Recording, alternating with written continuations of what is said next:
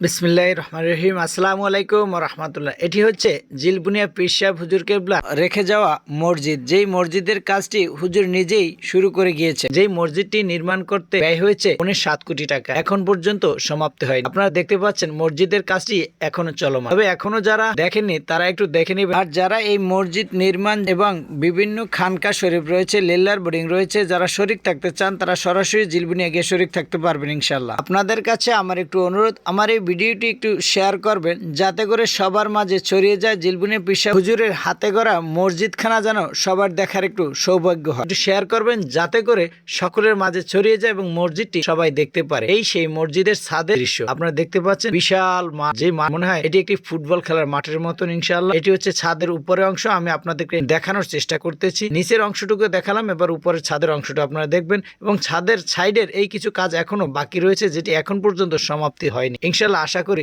শীঘ্রই সমাপ্ত হয়ে যাবে। ভালো থাকবেন, আল্লাহ।